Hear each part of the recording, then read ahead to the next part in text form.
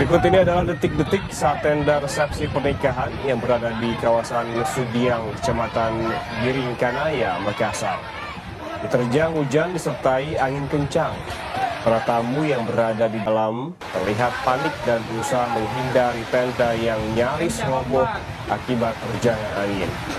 Tidak ada korban jiwa ataupun luka dalam kejadian ini dan resepsi pernikahan tetap berlangsung dengan hikmat.